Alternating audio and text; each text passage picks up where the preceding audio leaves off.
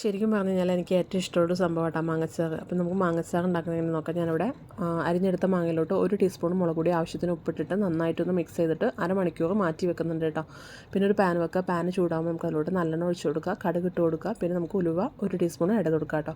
നന്നായിട്ടൊന്ന് പൊട്ടുമ്പോൾ നമുക്കിതിലോട്ട് വെളുത്തുള്ളി ആഡ് ചെയ്ത് കൊടുക്കുക കേട്ടോ. ഞാനിവിടെ 8 അല്ലി വെളുത്തുള്ളിയാണ് എടുത്തിട്ടുള്ളത്.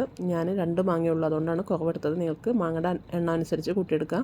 പിന്നെ ഒരു 3 പച്ചമുളക് എടുത്തിട്ടുണ്ട്, അത് ചെറിയ കഷ്ണങ്ങളായത് അരിഞ്ഞത് ഇട്ട് കൊടുക്കുക കേട്ടോ. അതൊക്കെ മാങ്ങ കൂടുന്നതിനനുസരിച്ചിട്ട് ക്വാണ്ടിറ്റി കൂട്ടി കൊടുക്കുക കേട്ടോ. നന്നായിട്ടൊന്ന് ബ്രൗൺ നിറാവുന്നവരെ ഇളക്കി കൊടുക്കുക. അതിനുശേഷം നമുക്ക് കുറച്ച് കറി ലീഫ് ആഡ് ചെയ്ത് കൊടുക്കാം.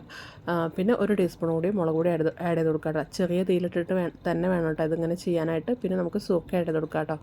കുറച്ച് സൂക്ക ആഡ് ചെയ്ത് കൊടുക്കുന്നുണ്ട്. സൂക്കയുടെ കുപ്പിയിൽ കുറച്ച് സൂക്ക ഉണ്ടായിരുന്നുള്ളൂ, അപ്പോൾ ഞാൻ കുറച്ച് വെള്ളം കൂടി മിക്സ് ചെയ്തിട്ടാണ് ആഡ് ചെയ്ത് കൊടുത്തിട്ടുള്ളത്. പിന്നെ നമുക്ക് ഈ ഒരു മിക്സ് ചെയ്ത് വെച്ചിട്ടുള്ള മാങ്ങ ഇതിലോട്ട് ഇട്ട് കൊടുക്കാം കേട്ടോ. സൂക്ക നന്നായിട്ടൊന്ന് തിളച്ച്, സൂക്കയും വെള്ളം കൂടി നന്നായിട്ടൊന്ന് തിളച്ച് കഴിഞ്ഞാൽ ഈ ഒരു മാങ്ങ നമുക്ക് ഇതിലോട്ട് ഇട്ട് കൊടുക്കാം. പിന്നെ നമ്മൾ ചെറുതായിട്ടൊന്ന് ചൂടാക്കിയാൽ മതി, ഒരുപാട് വേവിക്കരുത്, കാരണം മാങ്ങ ഉടഞ്ഞു പോവും. ഇത് നമുക്ക് കുക്ക് ചെയ്ത് അപ്പം തന്നെ കഴിക്കാൻ പറ്റും കേട്ടോ. സിമ്പിളായിട്ടുള്ളൊരു റെസിപ്പിയാണ്. എല്ലാവരും ഒന്ന് ചെയ്ത് നോക്കുക. വീഡിയോ ഇഷ്ടമായ ലൈക്ക് ചെയ്യാം കേട്ടോ. ഓക്കെ.